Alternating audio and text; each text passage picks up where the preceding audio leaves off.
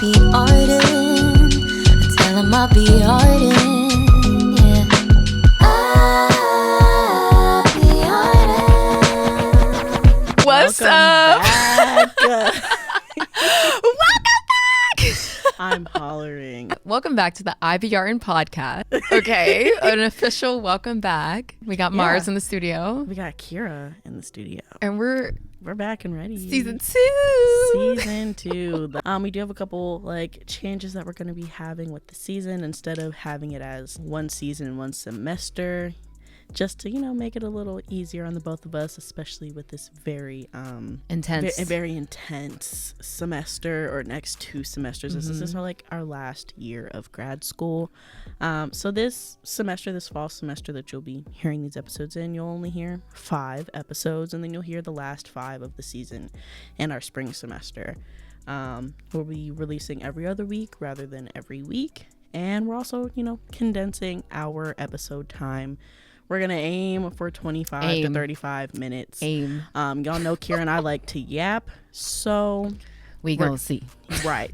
So if you see us being wrap it up, listen, don't say nothing. Right. And we're also we're planning to amp up our social media things a little bit too. Like I said, last semester was a little bit crazy, so we couldn't do exactly what we wanted to do with it. But, we did the best that we could. I thought we did great releasing videos every now and then. Lemons and lemonade, Right, but now we're planning to just get a little bit more active on social media, scheduling posts, and we will let you guys know on an official Instagram post that we're moving to 2 days a week. Absolutely. And also thank you for your support on the last season and your support going oh forward my gosh, with this the season. Support was so amazing. Oh my gosh, I was just so happy at how many people related to the topics that we talked about, and people were actually coming up to me and being like, oh my god, I listened to your podcast. And I'm like, really, girl? Oh, we love the episode, or we love this episode. Yeah, just messages of encouragement. And honestly, it was so appreciated, especially when it got time to, we were a little bit more busier in the semester. So having that support and having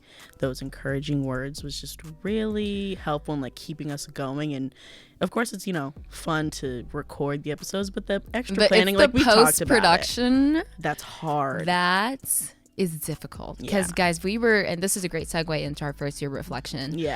But last year, our second semester in particular was really dense. We were in the middle of our IPs, in the middle of our IPs, working through that, which was a 35-page paper, y'all. Right. Just letting you guys know. Proposal. This is just the not proposal. even the main, not even the finish. The proposal was 35 pages. So we could do the actual work. Right. And so we had that. We were also in classes at Columbia Business School. We were doing accounting, which was crazy in and of itself. Don't take it if you can avoid it. Listen, it was fun when I knew what I was doing, but when I didn't know what I was doing, taxes, girl, do not let me do your taxes, because baby, you gonna end up in jail. I'm saying, listen, something's not being counted.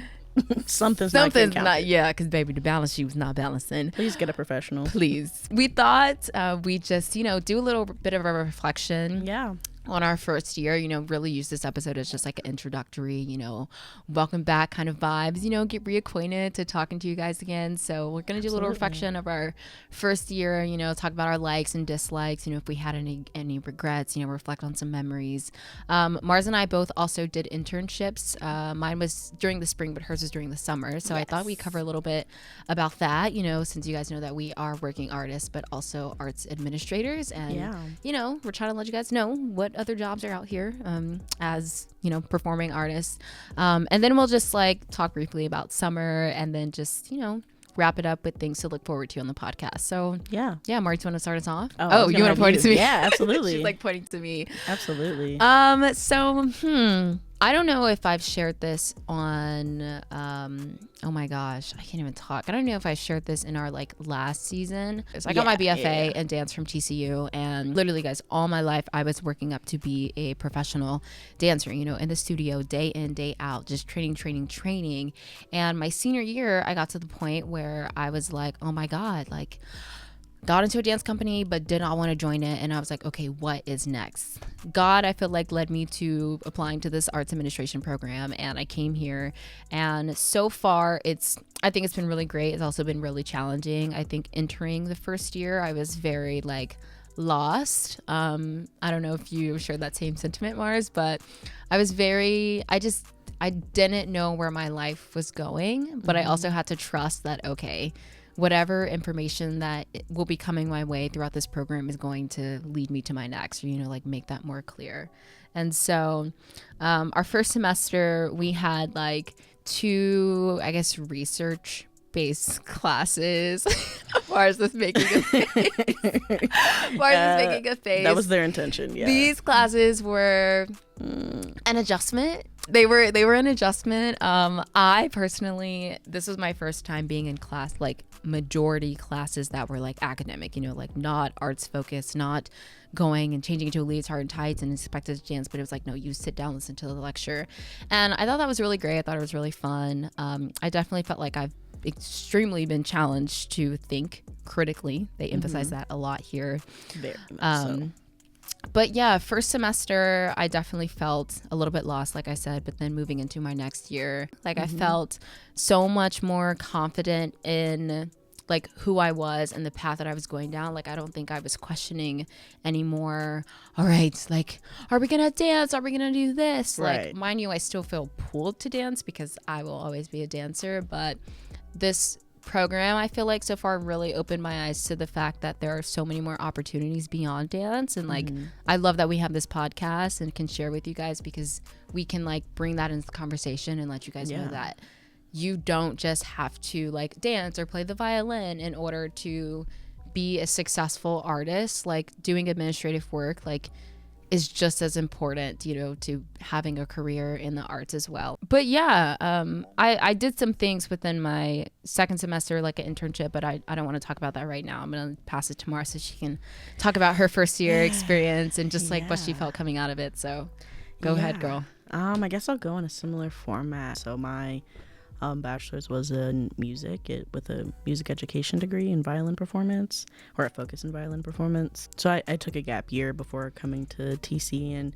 I taught a little bit and moved into a program admin position for like an arts education department. But yeah, no, I worked in their like K through 12 center as a program admin, and I really loved it. And it really just confirmed for me that I was about to be going into the right program, going into arts administration. One, I got that year to not necessarily get rid of my burnout, but definitely to lessen it and, re-energize my passion for what it is that I want to do. And it just really confirmed a lot for me. So going into my first year of arts administration, or at least like the program, I felt ready. I felt excited to, be learning and get to meet different people, get to, gain the expertise that I didn't have just from experience. I do have mixed feelings about the two classes, but, it definitely did start to get me really thinking about research within, arts administration and the role of arts administrators and how they show up for the people that, their organization is supposed to be for, and being accessible to. So it definitely of course that's kind of what my research is geared towards, specifically for like teaching artists and whatnot. So overall I felt relatively good about our first year. Like, it wasn't too heavy. It wasn't like this like set of hell semesters that everybody kind of talks about with grad school. I feel like this year's that. You mentioned burnout a second ago. Like, I think we should go deeper into that just for like a second before we move on to the internships that we did. Just because like I think that's something that is so like it's just so common in the performing arts world, and it's either something that you like push through and you just like keep going with in whatever art form you're practicing, or you decide to take that gap year. And so like I like want you to like share more on that, because like I know you took a full year and then I took 8 months off from dance, and so I just want to talk about that a little bit. So the burnout, and I think I also talked about this a little bit in season 1, but I was a performance major for roughly 8 years because I went to a performing arts high school where I was a violin performance major there, and then in undergrad doing music education. And although it was more based around the education aspect, we were still held to a similar standard of the performance majors. And so still constantly having to practice and do some kind of performance and, whatever else for 8 years. Like, I was already burnt out after high school. By the time I got to my senior year, I was exhausted. I was over it. Literally, I was planning on going into grad school directly after I graduated. And literally about a month before I before I was supposed to start my grad program, I deferred. And I wasn't even planning on coming to TC. That's the crazy part. I'm glad you came because, we me wouldn't too. have started a podcast and, friends. Yeah. And honestly, the gap year, like, while it did start off crazy, like, I needed that time to, one, not be playing my violin.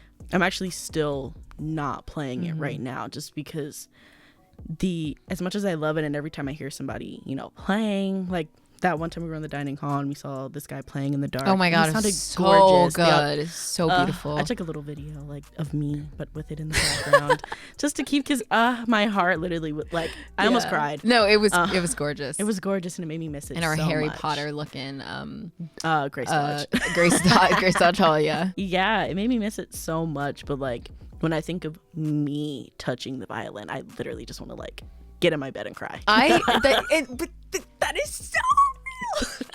I do. No, that is so real because I'm like, that's how I feel with dance right now. And it's like, sometimes it's hard to deal with those feelings. I know, oh my God, don't cry. Sometimes, no, but like cry if you need to, girl. No, like I have the tissues. But it's like, sometimes it's hard to deal with those feelings because it's like, dang, like this is an art form that I've been attached to for so many years, Like for me, like I started dancing when I was 3 years old, and up until I'm 23 right now, so roughly 20, 21 years, something like that. Yeah, it's like this is like all I've known, and it's like dancing day in and day out, and so it's honestly really scary when you get to that point where you're like, crap, like I don't really want to do this anymore, because then it's like, okay, what do I do next? But it's also, like you said, like so important to take that time to kind of like figure out what's next, because it was, I know for me, like dance was so like heavily attached to my identity, and I felt like if I wasn't dancing, then what am I doing? Where's my life going? Do I have purpose? Do I not? Like literally what do I do from here?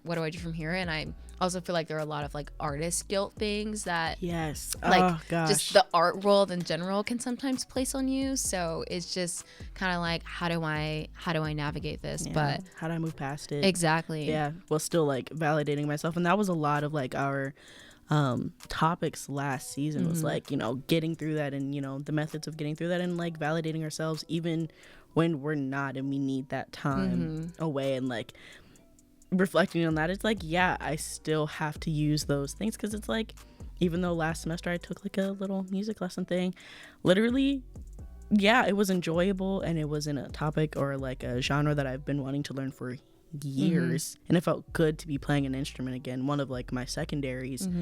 By the end of that semester, I was like, I want to be done. I want to be done. And I was like, okay, so my burnout isn't over in terms of being a musician. It's not, and it won't ever be over, but it's still enough that I'm like, the idea of playing, other than a ukulele, honestly, other than playing a ukulele, everything else exhausts me. No, that's so real. And I think that when artists reach this point of, okay, I think I'm at burnout, like I'm not sure I want to do this anymore, it's like that's the moment when you start to realize like, okay, my art can like transform, like it can take on a new way, like I can practice in a new way. And so like for me, instead of, or I guess for both of us, instead of actually like playing or dancing, it's okay, I'm doing arts administration. Like that is still art.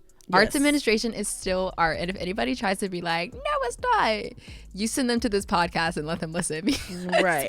Because it is, it plays heavily. It's so important. And art can't function without the administration part of it, without the people that are behind the scenes. And it's just so important. And I also wanted to say that it is so nice, or just been so fulfilling, to recognize that I am capable of doing more than just what I was practicing every single day, you know, me dance and you violin. Like I don't know why I just got into this mindset of like, oh my gosh, all I know how to do is listen to a choreographer at the front of the room. All I know how to do is like submit to the choreographers or whoever's coming in next, or like, you know, like that's it, you know. But inside of me, I knew that I had so much more. You know, I knew that I wanted to be like outspoken. I knew that I loved writing. I loved like doing all of these things. But it was like, how do I do that? How do I do that? And it not mean I have to like completely make a shift in like my career. Like, what am I supposed to go to business school now? Am I supposed to like major in communications? It's like, no, I don't want to do that. But I feel like arts admin was just like the perfect avenue, because there's so many things that you can go into. Press, development, like that cater to dance, that caters to your art, but allow you to just use your brain, I guess, a little bit more. Not saying that you're not using your brain in the studio or playing, but it's just like in a different way, you know? Yeah, no, I definitely get that. It still allows you to, you know, depending on the route that you take with arts administration, you can likely still very much be an artist. And, you know, the way I kind of think of it is like, every artist is an arts administrator, but, you know, not necessarily every arts administrator is an artist. Depending on what it is that you decide to do, because, you know, you could be in development and arts organizations. You're an arts administrator, but you might not practice an art form yourself. Right. And you might not consider yourself an artist. That's still valid. But you can also be a practicing artist and also be an arts administrator. There's so many that are doing both. I think every artist is an arts administrator. We are a business. We have to learn how to market ourselves, how to negotiate a contract, you know, which we're learning right now. Like, there are so many factors that come into play when you are an artist, and that's administrative work. You know, you're doing it for yourself, which is more like entrepreneurial now, but it's still like, it's still nitty-gritty work. You're still going to have to look at paperwork, you know, in the form of a contract. You're still going to have to, like, understand, like, taxes, which is accounting. Like, how do I take that out of my paycheck or know how much is set aside? Like, all of that is very important. And, like, there is so much that we could talk about down this route, but but I think it's a good segue. It's a good segue into internships, and the work that we did. But I will say, we will come back to that. Right. No, for sure. That'll be another episode discussed this season. Yeah. So Mars. Oh my gosh, I had such a lovely internship this summer. So I was the education intern at Strathmore, located in Bethesda, North Bethesda, Maryland. Okay. Oh my gosh. Literally, such an amazing organization with amazing people. So many connections. Like, the CEO is amazing. She literally took time out to meet with us interns on our very last day, and she was so transparent with us, like, about what it was like being a woman in her role and having been with the organization for so long, and like, what are her strengths, weaknesses, like, from her opinion. And she was so honest and like transparent with us. I was like, wow, I love that. And the fact that she like was dedicated to having that time with the 4 of us interns, because there was only 4 of us, but I really appreciated that. And then I really learned a lot, kind of like what it looks like to work in an arts organization that is like dedicated to serving the community around it. They really made the arts accessible, and it wasn't just performing arts. They weren't just based in performing arts. Like, they have so they have the big location, the music center, and then they have right next to it the original like home of Strathmore, which is like the mansion, and it's this old mansion. It's gorgeous. Might be a little haunted, but I want to look it up. No, but it's so gorgeous. It's huge. It gives like country home that you would see in like Bridgerton. And they essentially turn that into an art exhibit, and it always features, or almost always features, like a local visual artist of some kind. It's gorgeous. Listen, you can also rent that space. People can have their weddings. It's giving colonialism. Yeah. No, I'm kidding. It's beautiful. Yeah. It was a little bit of a commute from where I live, or where I live in Maryland when I'm home, but not for long. Not for long. Not once we get this degree, baby. Not for long. Not when we get this degree. Do you think you would work there? Oh, absolutely. They're on top of my list. Period. Okay? We love that. It's like, a job. It's gonna be job. They're the top of my list right now. If they had a job open and it had the right pay, she's like, I'm applying. I'm applying. She's like, I'm just gonna slide this into you guys' email. I'm gonna scooch it. Are you doing another internship this semester? I am also doing another internship. Oh, Elmo is busy. Okay. Busy girl. Busy. That's why this podcast coming out every other week. Okay? Right. I'm saying. Also, we're like totally recording in advance. 'Cause, you know, Right. So we gotta be smart. we gotta be ahead. Because we are too busy to not be. Right. Yeah, this semester I am another education intern for American Composers Orchestra. They're also very lovely, doing lovely work. I did just start, so I don't have too much of an opinion at the moment. But so far, I'm really enjoying it. Again, like any other arts organization, the education department is small, including me, team of 3. So with the people that I do work with, they're so lovely, and I kind of got this connection through one of the classes we had our first semester with the panel, and the person that was on the panel I did my interview with for this internship, so that was really nice. And I was like, you know, this program gives you connections, yeah. So yeah, and like I had connected with her in the first semester, and now here I am, Boom, a year later as their education intern.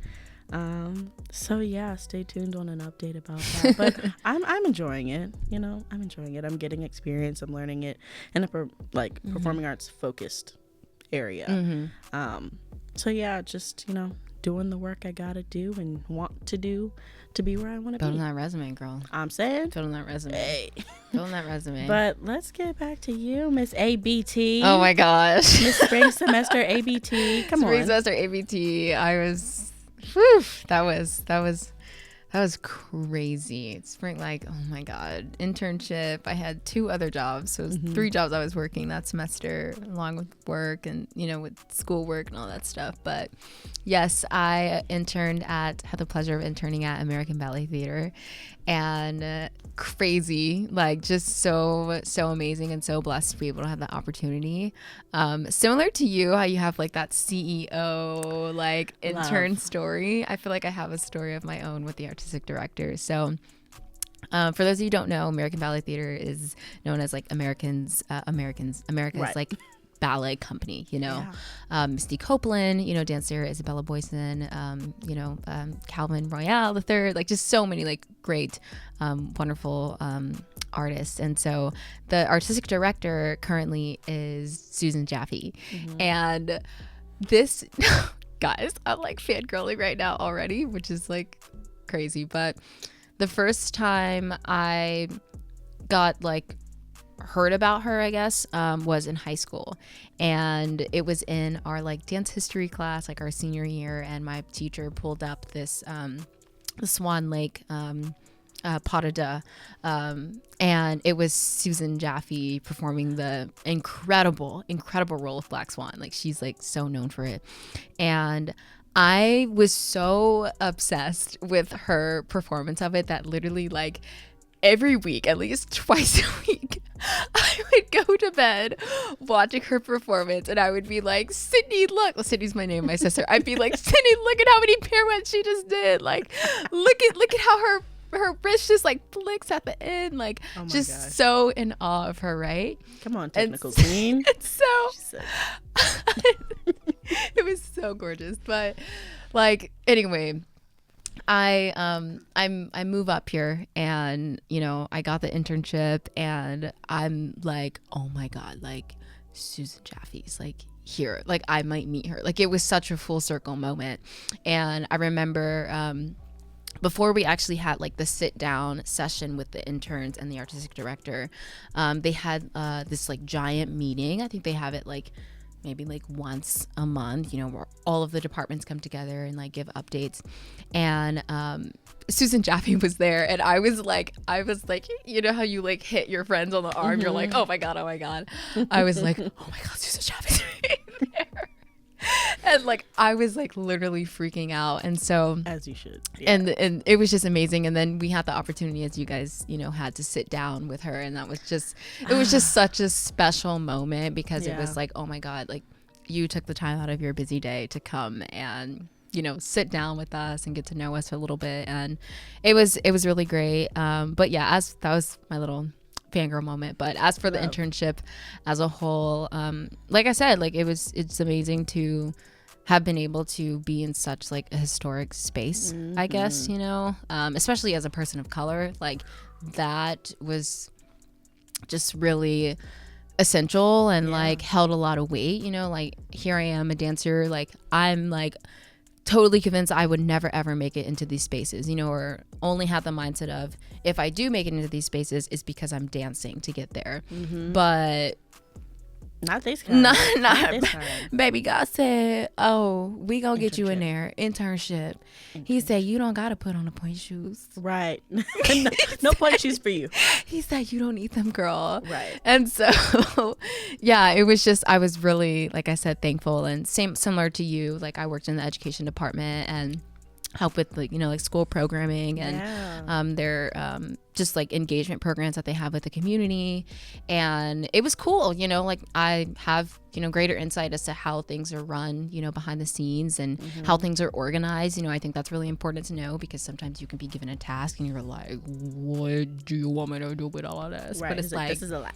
Right. But it's like, oh, I can make a folder, and then I make a folder inside of a folder, and then a folder inside of that folder, and then, you know, all that stuff. So yeah. So yeah, all in all, it was really great. Just to like go ahead and start wrapping things up, we just wanted to end just telling you guys like what to look forward to on the podcast. Mars and I are in law classes this semester, and we kind of want to just like expand on that a little bit and talk about the, I guess, legal aspects of the art on the podcast. So we're going to be bringing in some special guests. Nice, Kara. Yeah. We're going to be bringing in some special guests that are actually in law school here in New York studying entertainment law. I think that's something that would be really great to talk about. Another thing that you could go into if you're an artist. Yeah. We'll also be bringing in people from like dance companies and photographers and musicians, you know, just to get that like real world professional experience. Since last year, pretty much everyone on our podcast was a student. Yeah, and performing artists. Yeah. So just bring that in, and then, you know, we'll have a popular guest, you know, back on the podcast. For sure. By popular demand. We're going to... Kyle Williams, everyone. Yeah. He's going to come up and be like, what's up? Right. By popular demand, popular request. Popular request by Kyle himself. Right. The popular is Kyle. Yes. But also outside Kyle, to be honest. Yeah. We love Kyle. Michael B. Jordan. Right. But yeah, so, you know, Kyle will be returning along with some other guests, some new guests. And just stay tuned, and thanks for tuning in on this first episode. I have one more thing I want to say. Ooh. We are in the process of like revamping our intro to the podcast. Right. So if like things be changing a little bit, don't say nothing. Know that we are trying to figure it out. You know, the podcast is still somewhat in its pilot phase. So a little bit, we're still developing certain things. So we also don't want to get copyrighted because we're learning about copyright law right now. And baby, listen, we ain't trying to have no losses. We ain't got no money. We ain't got no money. Okay, we got debt. Student loans. And that's it. Okay. If somebody wants to pay for those. Right, exactly. So just be patient with us, and give us grace as we try to figure things out and everything. But it was so great talking to you guys again. Yes, thanks for tuning in. First episode done complete, and stay tuned for more. Bye guys. Bye.